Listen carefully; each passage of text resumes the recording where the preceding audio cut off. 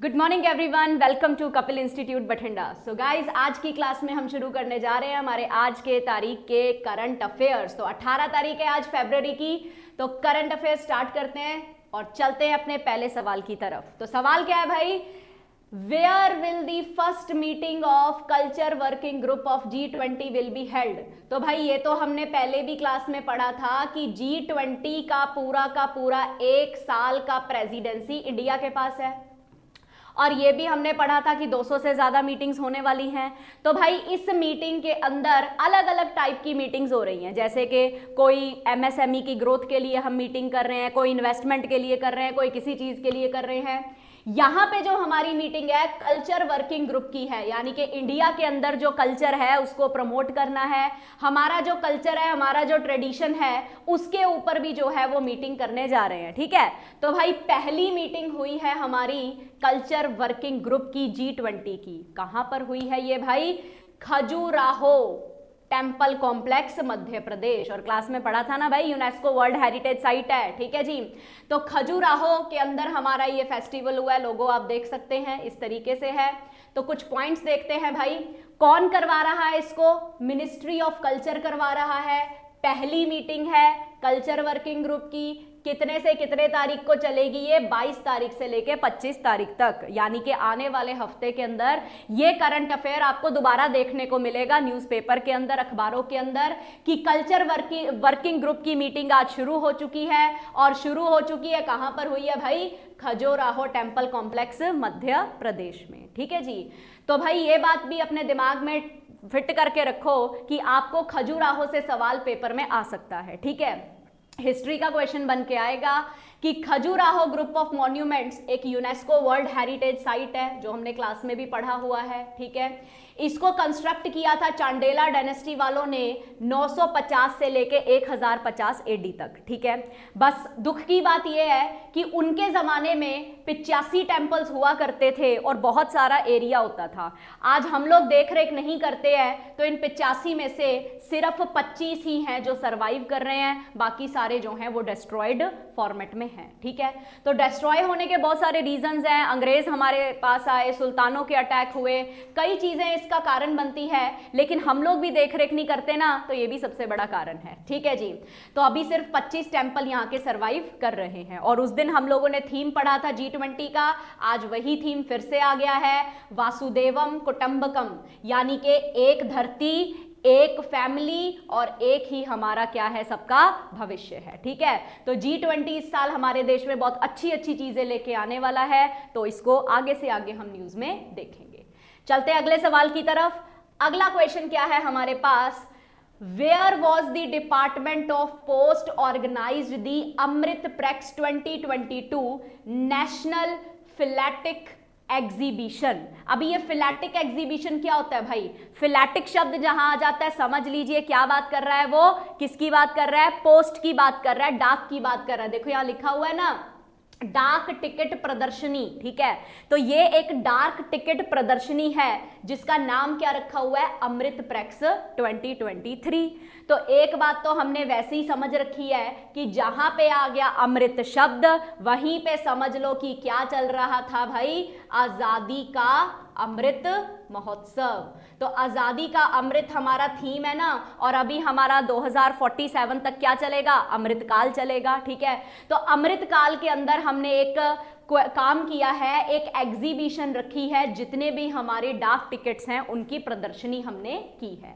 तो इसलिए इसको नेशनल फिलैटिक एग्जीबिशन हम लोग कहते हैं। क्या कहते हैं? अमृत पैक्स। ठीक है, और पैक्स का फुल फॉर्म क्या है? यही भाई, फिलैटिक एग्जीबिशन। EX मतलब एग्जीबिशन, P मतलब फिलैटिक, और अमृत से तो पता ही आजादी का अमृत महोत्सव चल रहा है। ठीक है जी, तो भाई ये काम हमने कहां पे किया है, ये सवाल हमें पूछा गया है। ठीक है जी, तो देखिए भाई, सबसे पहले तो देखते हैं भाई किया किसने है। तो डिपार्टमेंट ऑफ पोस्ट ने किया है, नाम भी देख लिया हमने, Amrit Pex 2022 national postage stamp exhibition.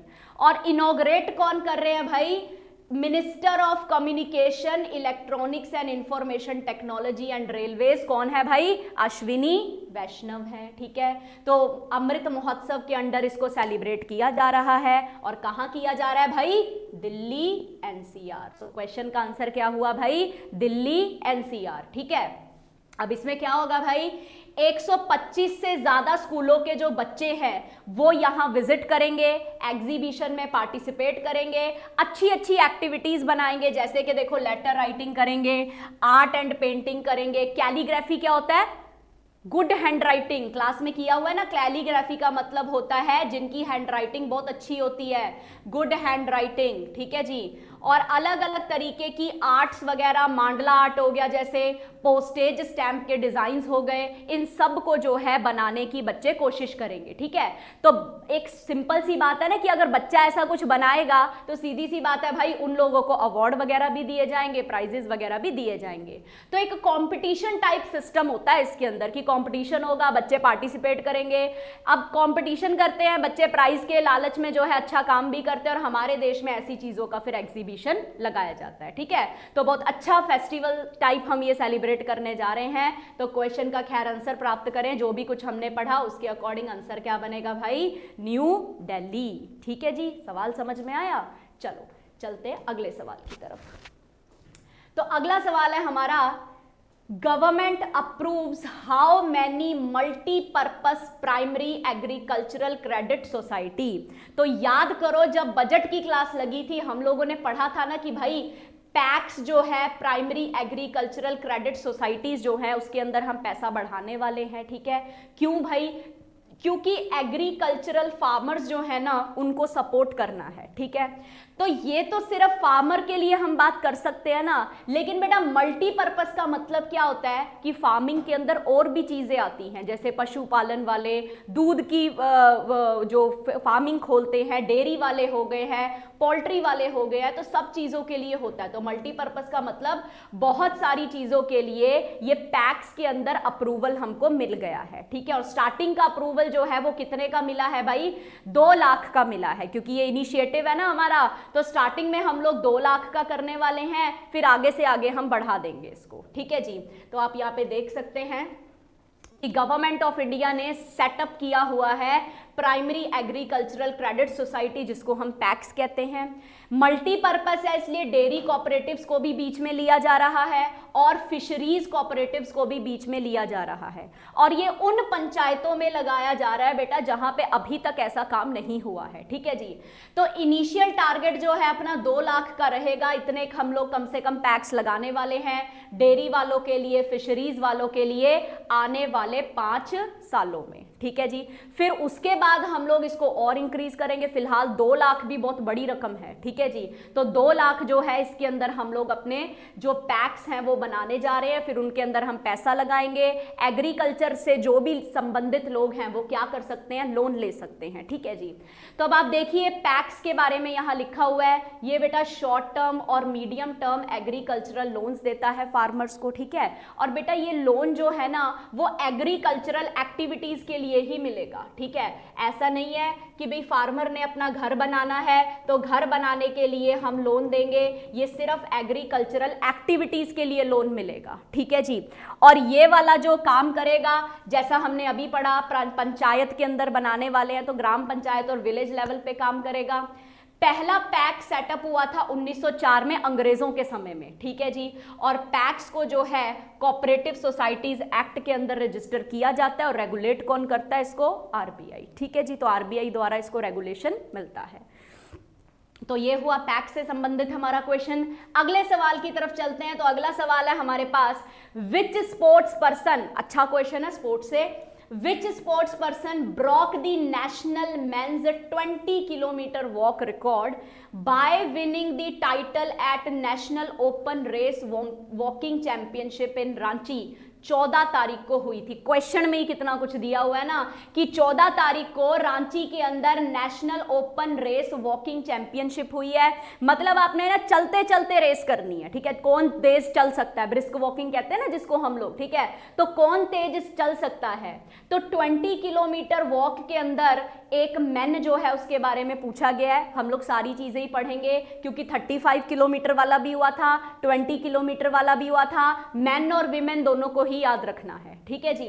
तो ये है हमारा सवाल और आंसर तो चलो अक्षदीप सिंह है इसका, लेकिन आगे पढ़ते हैं इनके बारे में अच्छे अच्छे पॉइंट्स। तो अक्षदीप सिंह जो है इन्होंने नेशनल मेंस 20 किलोमीटर का रेस जो है उसका रिकॉर्ड तोड़ा है। सबसे अच्छा इन्होंने अपना रिकॉर्ड कायम किया है। National open race walking championship है, कहां पर हुई है, रांची में, तो सवाल में ही लिखा हुआ था, ठीक है। Tokyo Olympian Priyanka Goswami second women's के अंदर फर्स्ट नंबर पर आई हैं। विक्ट्रस का मतलब होता है नंबर 1 पोजीशन पे, तो फर्स्ट पोजीशन इनकी बनी है लेकिन विमेन की कैटेगरी में, ठीक है। तो मतलब आज अपने को क्वेश्चन अक्षदीप सिंह का आ गया, हो सकता है कल को अपने पास प्रियंका गोस्वामी का सवाल आ जाए, ठीक है। तो विमेन को भी याद रखेंगे। अब इन दोनों एथलीट्स को इनके इस चैंपियनशिप को जीतने की वजह से इन दोनों को अगस्त वर्ल्ड चैंपियनशिप्स के अंदर जो बुडापेस्ट में होने वाली है वहां के लिए चुन लिया गया है, ठीक है। और 2024 पेरिस ओलंपिक्स के लिए भी इनको चूज कर लिया गया है, ठीक है। इसके अलावा जो राम बाबू है और मंजू रानी है, इन्होंने भी नेशनल रिकॉर्ड बना लिया है अपना, लेकिन किस चीज के अंदर भाई, 35 किलोमीटर के अंदर। वो वाले किस में थे, 20 किलोमीटर, तो दोनों ही याद रखने हैं। 35 वाले कौन है और 20 वाले कौन है, ठीक है। और इनको चुना गया है एशियन गेम्स के लिए, ठीक है जी। तो इस तरीके से इस पॉइंट को हमने याद रखना है। अच्छा सवाल है, स्पोर्ट्स से ऐसे क्वेश्चन सबसे अच्छे क्वेश्चन बनते हैं, ठीक है। नेक्स्ट, तो अगले सवाल पे चलते हैं। अगला सवाल है, where was the 6th edition of joint exercise Tarkash concluded. तो भाई एक एक्सरसाइज हुई है, मिलिट्री ऑपरेशन को हम एक्सरसाइज बोल सकते हैं, नाम रखा है उसका तरकश। 6वां एडिशन उसका हुआ है और कहां पे हुआ है, कहां पे कंक्लूड किया गया है भाई, चेन्नई के अंदर, ठीक है जी। तो अब इसके साथ हमें यह भी याद रखना पड़ेगा कि ये जो एक्सरसाइज है किस किस देश के अंदर होती है, ठीक है जी। तो भाई 6th एडिशन है, ज्वाइंट एक्सरसाइज है, तो मतलब 2 देश होंगे कोई ना कोई। कौन से हैं देश का नाम है हमारे पास, एक तो है हमारे पास यूएस और दूसरा है हमारा इंडिया। यहां पे लिखा नहीं हुआ, आप लोग लिख लीजिए, इंडिया और यूएस। ये देखिए यहाँ पे दिया हुआ है यूएस स्पेशल ऑपरेशन फोर्स, ठीक है, और हमारी नेशनल सिक्योरिटी गार्ड, ठीक है। तो इंडिया की तरफ से कौन है, एनएसजी है, और इनकी तरफ से कौन है भाई, स्पेशल ऑपरेशन फोर्स है। इनकी एसओएफ है, हमारी एनएसजी है, और हम दोनों ने मिलके क्या किया है भाई, 6वीं एडिशन की है ज्वाइंट एक्सरसाइज, जिसका नाम क्या है, तरकश, ठीक है। कब से कब तक हुई ये, 16 जनवरी को शुरू हुई थी और 14 फरवरी को ये चली। काफी लंबी चौड़ी एक्सरसाइज होती है, तरकश हर साल ही ऐसे होती है, ठीक है। पहली बार, इंपॉर्टेंट पॉइंट क्या है भाई, पहली बार हम लोग क्या कर रहे हैं, chemical, biological, radiological, nuclear terror response के लिए भी हम लोग लड़ने जा रहे हैं। अब ये क्या होता है ना, ये समझते हैं। देखो, कई बार आप लोगों ने सुना होगा कि हम केमिकल वेपन्स बना लेते हैं, कई बार आपने सुना होगा बायोलॉजिकल वेपन। जैसे कि पिछली बार जब अपने पास कोरोना आया, तो कोरोना के समय चाइना के ऊपर ये इल्ज़ाम लगाया गया कि इन्होंने ये कोरोना क्रिएट किया है, ये वायरस इन्होंने पैदा किया है। तो बायो का मतलब क्या होता है, लाइफ, ठीक है। तो मतलब एक वायरस में लाइफ है और उस वायरस ने सब जगह पे तहस नहस मचानी है ना। तो जब ऐसा आरोप लगता है तो बायोलॉजिकल वेपन कहा जाता है, जब हम किसी जीवाणु के थ्रू किसी इंसान के ऊपर या किसी देश को खत्म करने की कोशिश करते हैं, ठीक है जी। तो वो बायोलॉजिकल है। रेडियोलॉजिकल और न्यूक्लियर का मतलब क्या होता है कि हम रेडिएशंस का इस्तेमाल कर रहे हैं, ठीक है। और न्यूक्लियर मतलब हम लोग uranium, thorium, atom bomb, hydrogen bomb, इनका इस्तेमाल करके देशों को तहस नहस करते हैं, ठीक है। तो इस बार हमने एक्सरसाइज के अंदर इसको इंक्लूड किया गया है कि अगर इस तरीके के कोई भी काम होते हैं दुनिया में, कोई आतंकवाद इस तरीके से फैला रहा है ना, तो हम उसके लिए भी तैयार हैं भाई, उसके लिए भी हम लोग रेडी हैं, ठीक है जी। तो बायोलॉजिकल, केमिकल रेडियोलॉजिकल और न्यूक्लियर टेरर रिस्पॉन्स के लिए भी हम लोगों ने पूरी प्रैक्टिस की है। इस एक्सरसाइज में क्या होता है ना भाई, प्रैक्टिस ही होती है कि भाई दो देशों की जो सेना है आपस में मिलकर प्रैक्टिस करती है कि कभी ऐसा कुछ बाय चांस हो गया, ठीक है, तो हम उसको कैसे डील करेंगे। तो कहते हैं ना वो डमी होता है, एक तरीके से एक डमी इन्वायरमेंट क्रिएट करते हैं, वैसी चीजें करके देखते हैं और उसके खिलाफ फिर लड़के देखते हैं। ठीक है जी। अब ये क्या है भाई, केमिकल, बायोलॉजिकल, रेडियोलॉजिकल, जैसा भी हमने कहा, इनको वेपन ऑफ मास डिस्ट्रक्शन भी कहा जाता है क्योंकि ये सब लोग बहुत ज्यादा लोगों को मारने के इस्तेमाल में आते हैं। ठीक है, जैसे कोरोना से कई देश जो हैं उनकी कितनी सारी जनसंख्या खत्म हो गई। ठीक है जी। ऑल्सो काफ़ी इसका रीसेंट तरीके से अगर आपने देखना हो कि कब इसका इस्तेमाल हुआ था, तो बेटा 2017 में सीरिया के ऊपर सैरिन गैस का अटैक किया गया था। और इस गैस, ये बहुत ही पॉइजनस गैस होती है, करीब करीब 100 लोग जो हैं इस गैस की वजह से मारे गए थे। ठीक है, तो जब भी हम कभी इस तरीके की चीज़ों का इस्तेमाल करते हैं, सैरिन गैस क्या है, केमिकल है। ठीक है, तो केमिकल से हम दुनिया को ख़त्म करने की कोशिश कर रहे हैं। ठीक है जी। तो अब इस तर्कश के थ्रू हम लोग इनके खिलाफ भी लड़ने वाले हैं। ठीक है जी, समझ में आया। चलो अगले सवाल पे चले फिर हम लोग। अगला सवाल है, which Indian origin women announced her candidacy from Republican party for the US president. अभी पता है ना कि यूएस के प्रेसिडेंशियल इलेक्शन 2024 के अंदर है। ठीक है, तो 2024 के अंदर अभी हमारे जो डोनाल्ड ट्रंप हैं उनको चैलेंज करने वाली ये पहली मतलब लेडी हैं जिन्होंने उनके खिलाफ जो है ऑपोजिशन के अंदर अपना जो है कैंडिडेंसी अनाउंस किया है कि मैं लड़ूंगी अब राष्ट्रपति पद के लिए। ठीक है, और है भाई इंडियन ओरिजिन। ठीक है, इनका जन्म तो अमेरिका में ही हुआ है लेकिन ये है अपने हिंदुस्तान के अमृतसर से। ठीक है, रंधावा इनका जो है ना पूरा सरनेम है, रंधावा। इनके फादर साहब काफ़ी मतलब यंग एज के अंदर ही मतलब पूरी फैमिली इनकी जो है अमेरिका में शिफ्ट हो गई थी।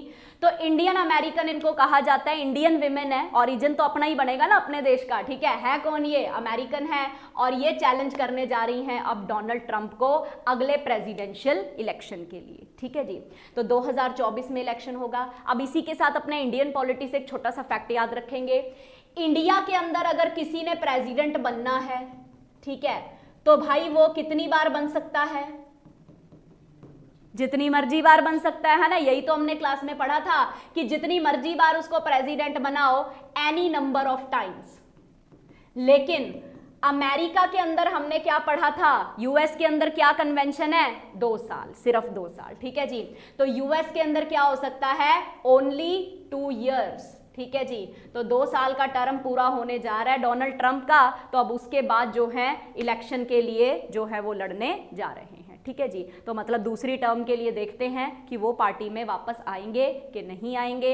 एक टर्म वो अपना भुगत चुके हैं। ठीक है जी, सो 2 टर्म के लिए 2 ईयर लिख लिया हमने, यहाँ पे 2 टर्म आएगा।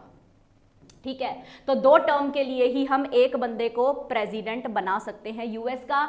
इंडिया में चाहे तुम 5 बारी बनाओ, 10 बारी बनाओ, 100 बारी बनाओ, जितनी मर्जी बारी बनाओ। ठीक है जी, चलो सो आंसर है इनका, नाम क्या है इनका, निकी हेली। निकी हेली, वैसे निम्रता निकी हेली है इनका पूरा नाम, लेकिन निकी नाम से ही इनको जाना जाता है। अपने पंजाबी के अंदर भी निक्की निक्की कह के इनको बुलाया जाता था और उसी नाम से ये यूएस में भी फेमस है, निक्की नाम से। ठीक है जी, सो ये है Nikki Haley, former South Carolina की गवर्नर रही, 116वीं गवर्नर ये रही थी साउथ कैरोलिना की।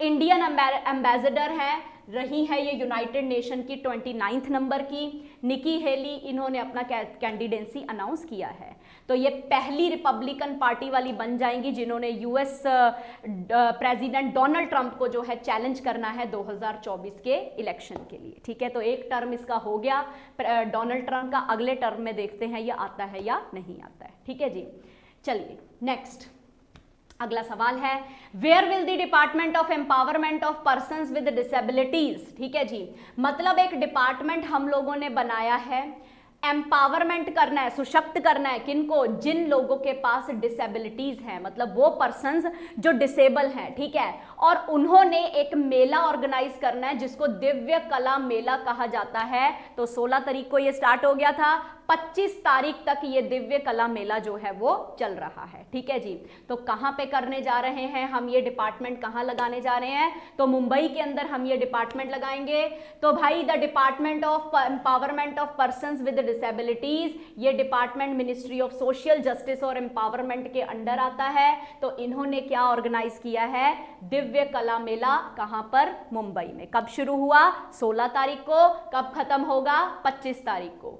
तो 200 से ज्यादा डिफरेंटली एबल्ड आर्टिजन्स और आर्टिस्ट और एंटरप्रेन्योर्स हैं जो 24 स्टेट्स और यूनियन टेरिटरी से आते हैं। वो सब लोग अपने अपने द्वारा बनाई गए किसी भी प्रोडक्ट को या स्किल को रिप्रेजेंट करेंगे। ठीक है, तो मतलब बेटा जो हमारे देश में डिसेबल है ना, उनको दिव्यांग कहा जाता है, दिव्यांग जन। ठीक है, तो जो जन हमारे दिव्यांग है, ठीक है, तो अब आजकल इनको डिसेबल कोई नहीं कहता, सब यही कहते हैं कि भाई इनके पास भगवान ने एक्स्ट्रा पावर्स दिए, दिव्य अंग दिए हैं। ठीक है, अगर यार ऐसे लोगों को हम लोग फिर वही बात बोलेंगे तुम डिसेबल हो, अपाहिज हो, तो बेचारों का मोरल डाउन होगा। ठीक है, तो इनका मोरल ऊपर करने के लिए ना शब्द ही बदल दो, दिव्यांग बोलो कि तुमको तो देवताओं के अंग प्राप्त हैं, तुम तो दिव्यांग हो। ठीक है, तो वो दिव्यांग जो हैं, ऐसे लोग जिनको कुछ कला आती है, कुछ बना सकते हैं या कोई स्किल है उनके पास, तो वो रिप्रेजेंट करेंगे। तो पूरा का पूरा मेला हमारा चल रहा है। किसने शुरू किया, department of empowerment of persons with disability.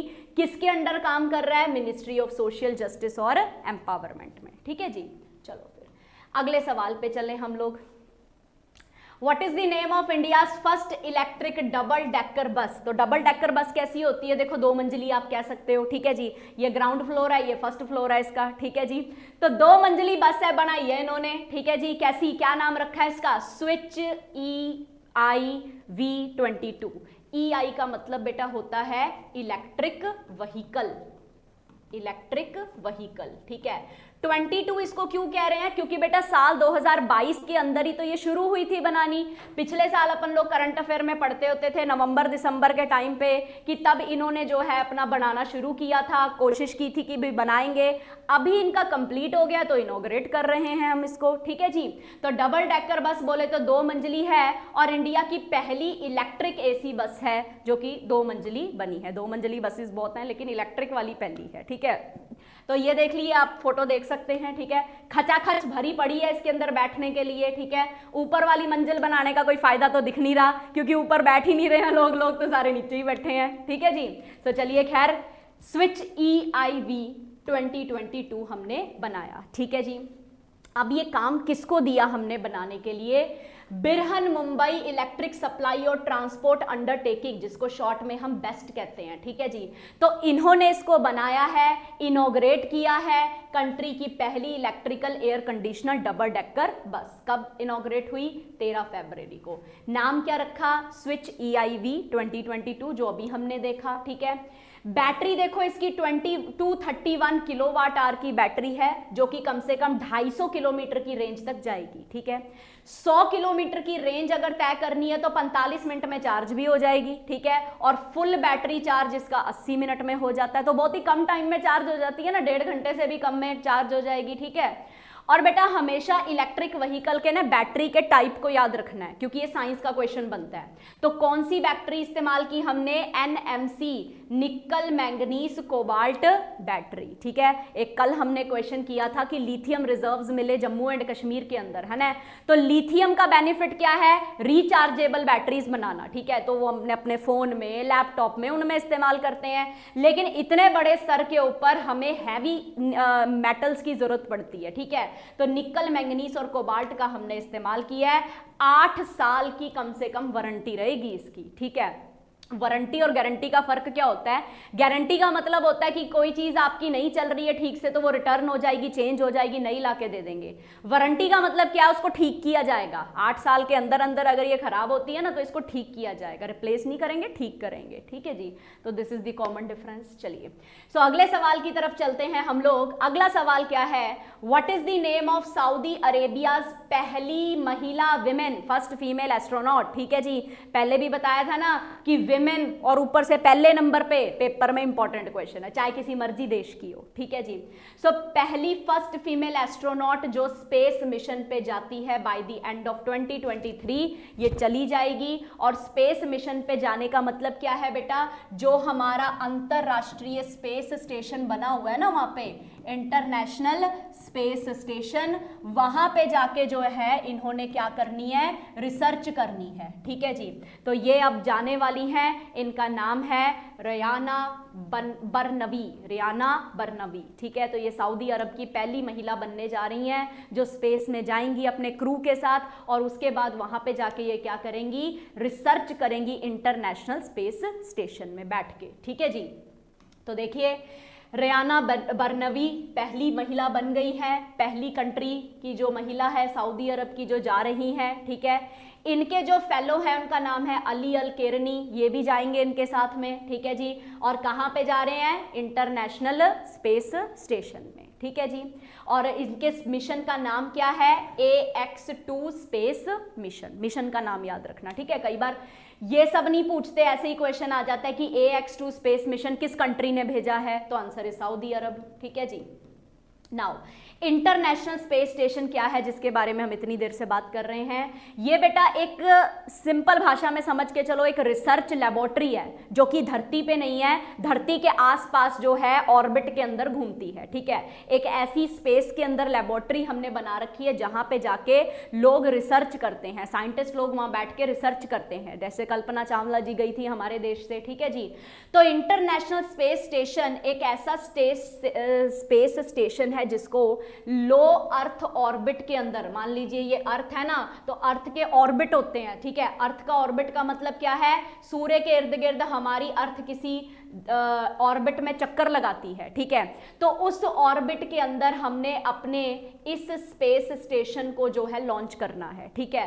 तो लो अर्थ ऑर्बिट के अंदर ये हमारा स्पेस स्टेशन लॉन्च किया गया है, ठीक है। बहुत पुरानी बात है भाई, 1998 में बना था 20 नवंबर के दिन, ठीक है। और इसको सबसे ज्यादा जो बनाने वाली है वो यूएस और रशिया है, लेकिन धीरे धीरे और देशों की भी मदद की जरूरत पड़ी, और यूरोपियन स्पेस एजेंसी और जापान की जेक्सा स्पेस एजेंसी, ये लिखा नहीं हुआ है ना, यहाँ पे लिख लेना, यूरोपियन स्पेस एजेंसी यूरोप की है, यूईएस से उसको कहा जाता है, जापान की है जेक्सा, ठीक है। तो इनकी भी मदद हमने लेटर ऑन ली, और ये सभी पार्टनर नेशंस जो हैं मिलके इंटरनेशनल स्पेस स्टेशन को चलाते हैं, ठीक है।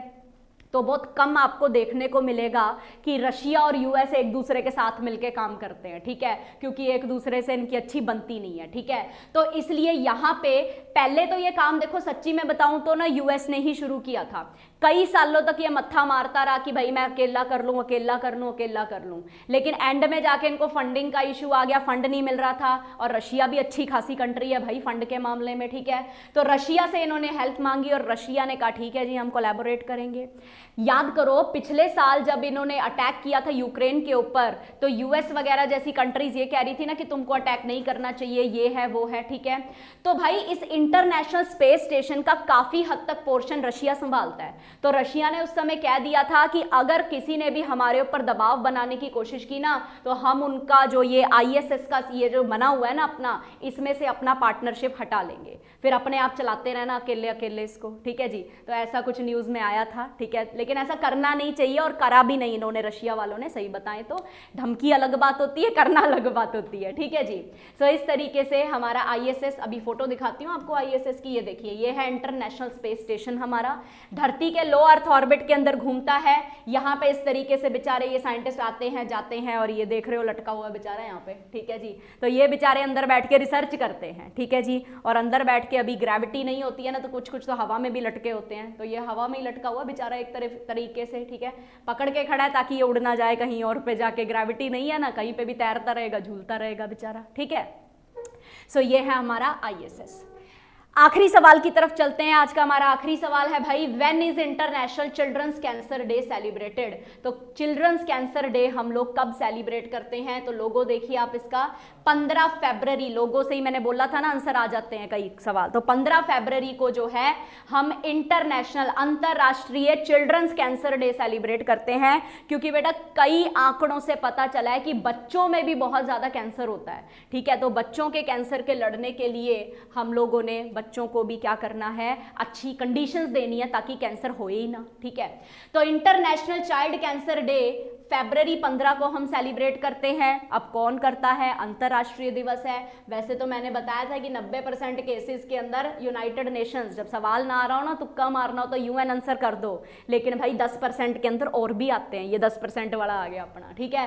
सो चाइल्डहुड कैंसर इंटरनेशनल जो है, इन्होंने इस डे को सेलिब्रेट करना है ताकि बस लोगों में यार जागरूकता फैलाई जाए कि ये जो बीमारी है इसको हमने क्या क्या इसके इश्यूज हैं, कैसी प्रॉब्लम्स हैं और कैसे इसके साथ डील करना है। अपना मनोबल नहीं टूटने देना है। सबसे बड़ी पावर होती है हमारी आत्म रक्षा की पावर, है ना, जो अगर हम अपना मनोबल बना के रखेंगे तो हम कैंसर से भी लड़ सकते हैं, ठीक है। तो 3 दिन का कैंपेन इनका होता है और 2021 में पहली बार इसको मतलब हम लोगों ने शुरू किया है, तो 2021 के अंदर ये चल रहा है और 2023 तक जो है ये 3 साल का कैंपेन जो है हमारा चलेगा, ठीक है।